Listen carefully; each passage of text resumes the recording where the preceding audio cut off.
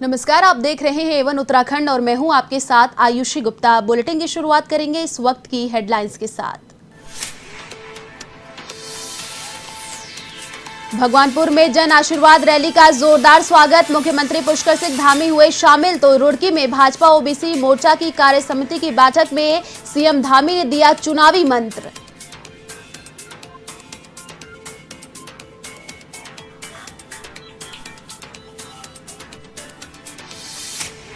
उत्तराखंड में कांग्रेस ने की विधानसभा चुनाव की तैयारी शुरू, मंगलौर में कांग्रेस की परिवर्तन यात्रा का जोरदार स्वागत, नेताओं ने लोगों से की 2022 में कांग्रेस को वोट देने की अपील।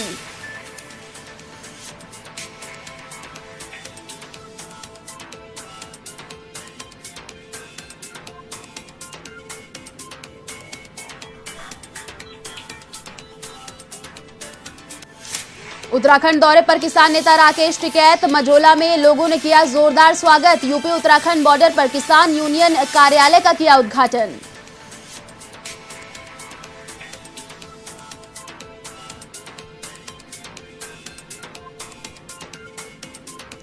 उत्तराखंड के थराली पंती में बादल फटने से तबाही, लोगों ने घरों से बाहर निकलकर बचाई अपनी जान, राहत कार्यों में जुटा स्थानीय प्रशासन।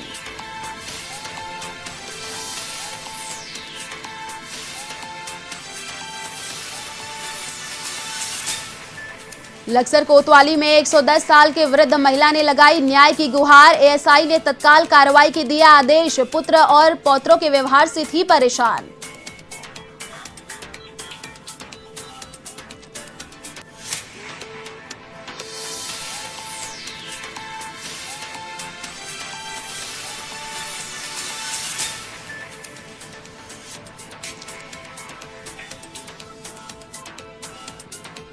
और अब खबरें विस्तार से। रुड़की में भाजपा ओबीसी मोर्चा की कार्य समिति की बैठक में मुख्यमंत्री पुष्कर सिंह धामी शामिल हुए।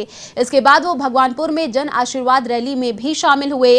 इस दौरान मुख्यमंत्री पुष्कर सिंह धामी का जगह जगह स्वागत किया गया और रैली के जरिए भाजपा कार्यकर्ताओं को एकजुट करने के साथ ही जनता को विकास कार्यों की जानकारी दी गई। वहीं रुड़की में ओबीसी मोर्चा की कार्यकारिणी बैठक आयोजित की गई, जिसमें पुष्कर सिंह धामी ने शिरकत की और आने वाले चुनाव को लेकर चर्चा की गई। साथ ही इस मीटिंग में ओबीसी मोर्चा के राष्ट्रीय अध्यक्ष, प्रदेश अध्यक्ष ने पार्टी के पदाधिकारियों से चर्चा की।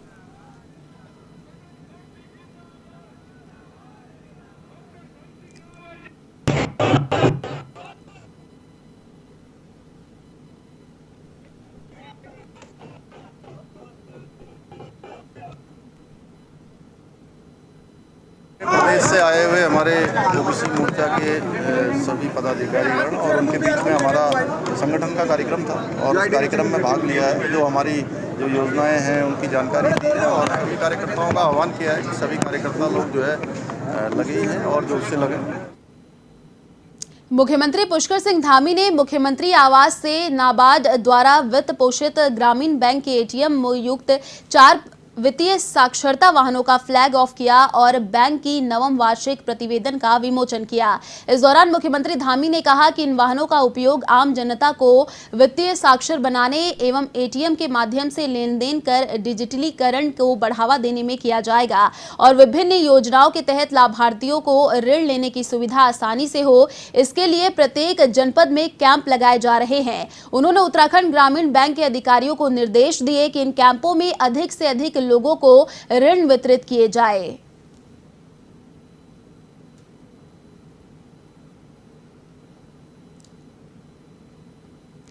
उत्तराखंड के पूर्व मुख्यमंत्री और डोईवाला से विधायक त्रिवेंद्र सिंह रावत ने कुड़कावाला स्थित शिव मंदिर प्रांगण में कई महिलाओं और पुरुषों को भारतीय जनता पार्टी की सदस्यता दिलवाई। इससे पूर्व युवा मोर्चा के नेतृत्व में प्रेमनगर बाजार के कुड़कावाला शिव मंदिर तक एक बाइक रैली का आयोजन किया गया, जिसमें पूर्व सीएम त्रिवेंद्र रावत का जोरदार स्वागत किया गया। इस दौरान उन्होंने कहा कि नए लोगों के पार्टी ज्वाइन करने से भाजपा को और मजबूती मिलेगी।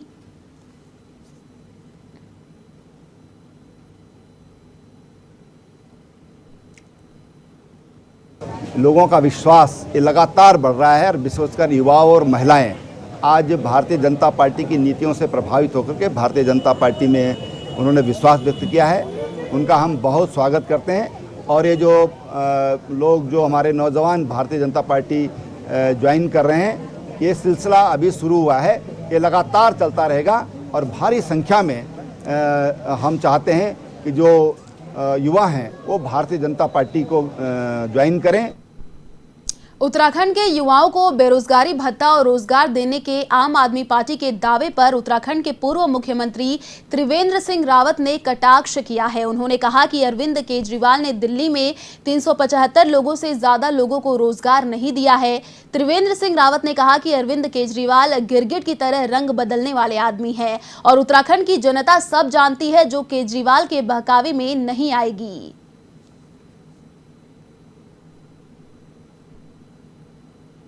मैं केजरीवाल जी से पहले तो सवाल पूछना चाहूँगा कि वो तीसरी बार मुख्यमंत्री हैं दिल्ली प्रदेश के और उन्होंने कितने लोगों को दिल्ली में रोजगार दिया है। अगर जब वो तीसरी बार बने और तब से और आज तक की अवधि लगभग 3 साल से ज़्यादा की हो गई है, हम अगर देखें तो मुझे नहीं लगता कि उन्होंने 375 से ज़्यादा लोगों को नौकरी देने का काम किया है। दूसरी बात मैं कहना चाहता हूँ कि 1 लाख लोगों को नौकरी देने का मतलब ये होता है कि एवरेज आप 50,000 रुपया महीना मान लीजिए, कितने 100 करोड़ हो गया। फिर 8 लाख के करीब बेरोज़गार हैं, उनको 5,000 रुपया महीना वो भत्ता देंगे, तो उसका हिसाब लगा लीजिए।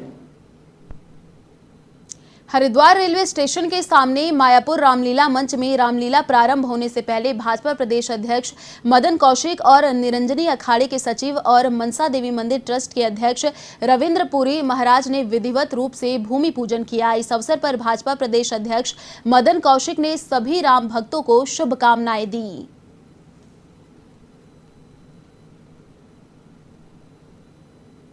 आने वाले समय में जो रामलीला का मंचन होगा उसका शुरुआत हुई है, भूमि पूजन हुआ है।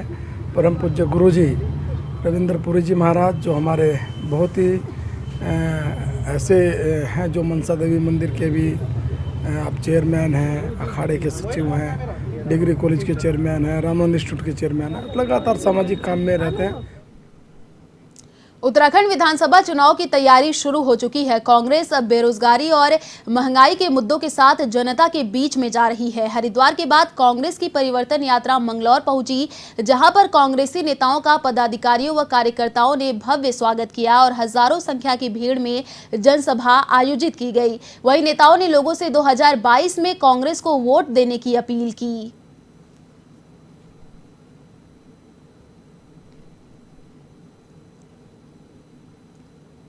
भाजपा के खिलाफ जो रोष है और लोग स्वतः ही अपने मुंह से हरीश रावत जी के कार्यों को, कांग्रेस के कार्यों को याद करते हैं, साफ दिखता है कि कांग्रेस सत्ता में आ रही है। और रही बात कार्यक्रमों की, तो ये तो परिवर्तन यात्रा है, जगह जगह लोग स्वागत करते हैं अपने लोगों के साथ। वो तो स्वाभाविक सी बात है, जो व्यक्ति काम करेगा फील्ड में वो अपने लोगों के साथ यात्रा का, अपनी पार्टी की विचारधारा से जिसके साथ जुड़ा हुआ है, अगर वो यात्रा आ रही है तो उनका स्वागत करेंगे। जनता जनार्दन की आवाज़ जो है वो खुदा की आवाज़ और परमात्मा की आवाज़ होती है। अगर जनता के दिल में हम धड़केंगे और हम हमारे कार्यशैली को पसंद करेगी तो ये आवाज़ निश्चित तौर पर हाईकमान तक भी पहुंचनी चाहिए और ये हाईकमान का फैसला है।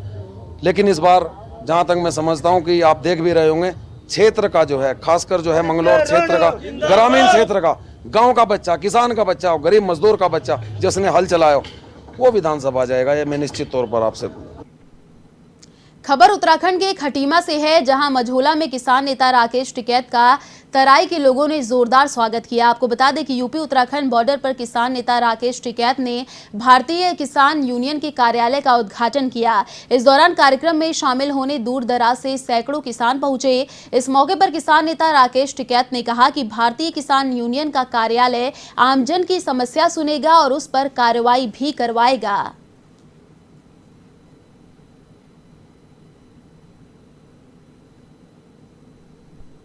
मैं यहाँ का किसान, ये एक ऐसा स्थान होगा कि जो यहाँ बैठ के अपनी समस्याएं लोग बता सकते होंगे और यहाँ से उनकी जो समस्या होगी अधिकारियों से बातचीत करके, सरकार को चिट्ठी लिख के उसका समाधान करवाने की कोशिश करेंगे।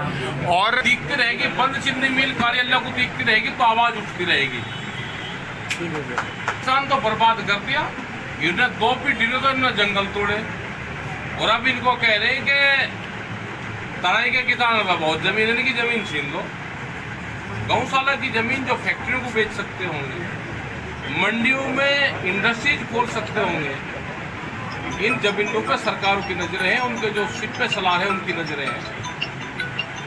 इसके लिए आंदोलन होंगे, बड़े आंदोलन की देश में जरूरत है, यूथ को खास करके कि फसल और नस्ल बचानी है, जमीनें बचानी है, तो आंदोलन का हिस्सा बनना है। खटीमा में नरेंद्र मोदी विकास मिशन को लेकर प्रदेश अध्यक्ष दिलीप सिंह मक्कड़ ने कार्यकर्ताओं का विस्तार किया। इस दौरान दिलीप सिंह मक्कड़ ने बताया कि मिशन का कार्य है कि लोगों को सरकार की योजनाओं से अवगत कराना और ग्रामीण क्षेत्रों में योजनाओं को आगे लेकर जाना। इसी को लेकर खटीमा में नरेंद्र मोदी विकास मिशन की कार्यकारिणी का विस्तार किया गया है।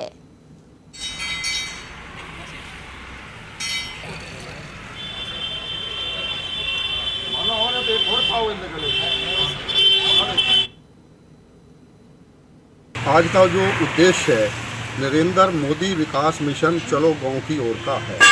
इसमें जो हम हैं, जो भी नरेंद्र मोदी द्वारा जितनी भी नई योजनाएं संचालित की हैं उनको अच्छी तरह से संचालन करवाना, उनके लिए प्रत्येक व्यक्ति को लाभ पहुंचाना ताकि कोई लाभ से वंचित ना हो जाए।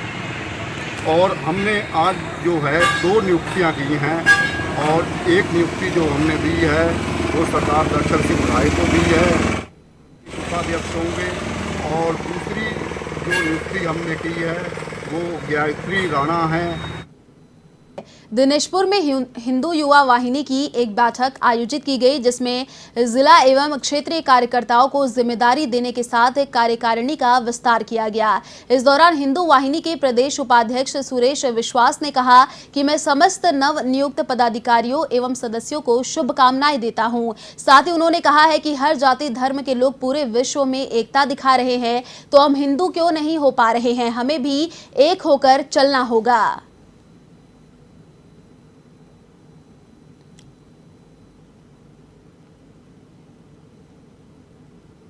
दिनेशपुर हिंदू वाहिनी का विस्तार कार्यक्रम था। इसमें तपन सरकार जी के नेतृत्व में यहाँ कार्यकारिणी का घोषणा किया गया और निश्चित रूप से हिंदू वाहिनी यहाँ दिनेशपुर में समाज से जुड़े प्रत्येक कार्य को करेंगे। साथ ही साथ अगर हिंदुओं के ऊपर किसी भी प्रकार का प्रताड़ना किया जाएगा तो उसके विरोध में सर्वप्रथम अगर कोई खड़ा होगा तो हिंदू वाहिनी खड़ा। हिंदू युवा वाहिनी की जो नगर कार्यकारिणी थी उनका गठन किया गया है। सारे नए हमारे जितने भी कार्यकर्ता थे उन्हें दायित्व देकर आज उन्हें नया जिम्मेदारी दिया गया है और इसी निमित्त कि उन्होंने संकल्प लिया है कि हमारे हिंदू रीति रिवाज और समाज में जिस तरीके से आने वाले समय में देखा जा रहा है कि धर्म परिवर्तन को लेकर बहुत बड़ा एक खेल चल रहा है, इसको किस तरीके से रोका जाए और हमारे हिंदू कल्चर, हिंदू इतिहास को आगे किस तरीके से बढ़ाया जाए। इसीलिए सभी ने यहाँ संकल्प लिया है कि हिंदू रीति रिवाज को किस तरीके से आगे बढ़ाया जाएगा। सितारगंज में कांग्रेस कार्यकर्ताओं ने उप जिलाधिकारी को कई मांगों को लेकर ज्ञापन सौंपा। उन्होंने क्षतिग्रस्त सड़कों को सही कराने और बीपीएल श्रेणी के तहत गरीब परिवारों को राशन कार्ड उपलब्ध कराने की मांग की। कार्यकर्ताओं का कहना है कि सड़कों की हालत ज्यादा खराब होने के चलते लोग दुर्घटना का शिकार हो रहे हैं, लेकिन इस ओर कोई ध्यान नहीं दे रहा है। वहीं गैर पात्रों को राशन कार्ड दिया जा रहा है, जबकि असल पात्र वंचित रह गए हैं।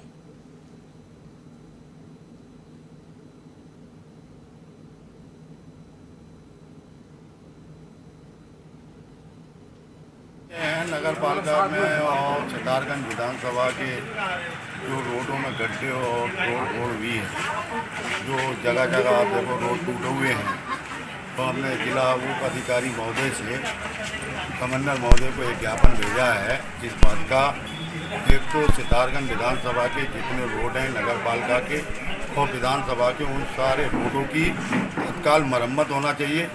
और जो हमारे गरीबी रेखा से नीचे रह रहे हैं, जिन गरीबों को राशन कार्ड की दुकानों पर राशन नहीं मिल रहा है, ये सड़कें बिल्कुल गड्ढा युक्त हो चुकी है और लाइट, बिजली, पानी रोज़मर्रा की समस्या है और जो गरीब जनता है उसको राशन भी दिया जा रहा है, उनके बीपीएल कार्ड भी बन रहे हैं, एपीएल को बीपीएल में कन्वर्ट किया जा रहा है, बीपीएल ही रह गया है।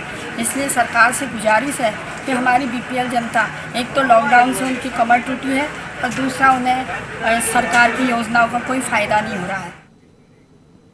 अबू धाबी में आयोजित जुजित्सु प्रतियोगिता में 2 रजत पदक हासिल करने वाली ऋषिकेश की शिवानी गुप्ता ने प्रदेश का नाम रोशन किया है, जिसके बाद शिवानी ऋषिकेश पहुंची, जहां उनका स्वागत किया गया। इस दौरान शिवानी ने बताया कि प्रतियोगिता को जीतना उनके लिए एक चैलेंज था, जिसे उन्हें पूरा करने में काफी कठिनाइयों का सामना करना पड़ा।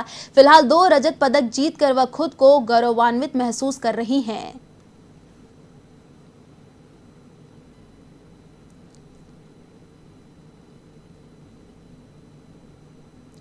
ऋषिकेश में चीला मार्ग स्थित एक रिजॉर्ट में हैप इवेंट यंग अचीवर्स का आयोजन किया गया।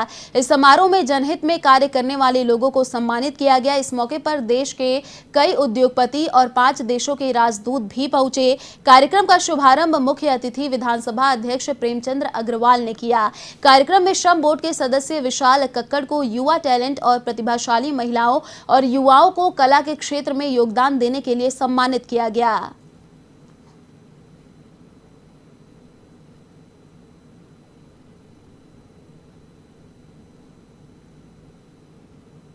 उत्तराखंड के अल्मोड़ा शहर के लोगों की वर्षों पुरानी सीवर लाइन निर्माण कार्य को पूरा करने के लिए राज्य सरकार ने 25 करोड़ का बजट स्वीकृत किया है। ऐसे में 5 करोड़ की पहली किस्त जारी की जा चुकी है।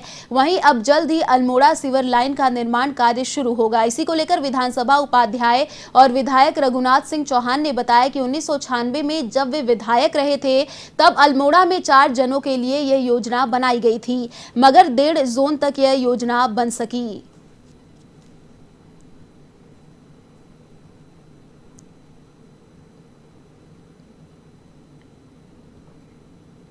लक्सर कोतवाली में इंसान को झकझोर देने वाला एक मामला सामने आया है। यहां 110 साल की बुजुर्ग महिला थाने पहुंची और उम्र के इस पड़ाव पर अपनों से ही सताए जाने की दुखड़ा सुनाया। महिला ने पुलिस से न्याय की मांग की है। उन्होंने अपने बेटे के पौत्रों को सताने, परेशान करने का आरोप लगाया। वहीं बुजुर्ग महिला की तहरीर पर एसएसआई मनोज सिरोला ने तत्काल कार्रवाई के आदेश जारी किए और महिला को देवतुल्य बताते हुए उनके जलपान की तुरंत व्यवस्था की और महिला के बेटे सहित पौत्रों का तत्काल बुलवाया। महिला के साथ अपमानजनक व्यवहार न करने की नसीहत दी।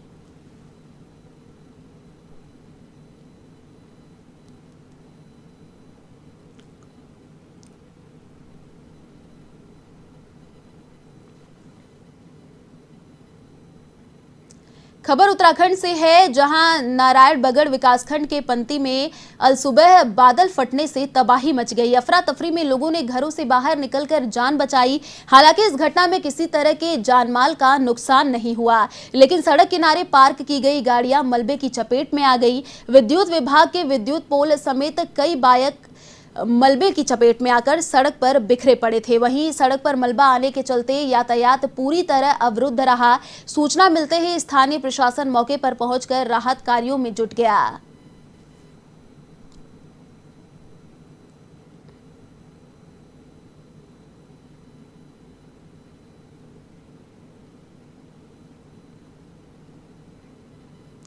हरिद्वार के प्रेमनगर आश्रम घाट पर गंगा में डूबती हुई महिला को युवकों ने बचाया। हुआ यूं कि प्रेमनगर घाट पर जब लोग भगवान श्री गणेश महाराज का मां गंगा में विसर्जन कर रहे थे, तभी लोगों की नजर गंगा में बहती हुई महिला पर पड़ी, जो कि डूब रही थी। तभी कुछ युवकों ने गंगा में छलांग लगाई और डूबती हुई महिला को सकुशल गंगा से बाहर निकाला। मौके पर पहुंची पुलिस ने महिला के परिजनों को सूचित कर महिला को सकुशल परिजनों को सुपुर्द किया।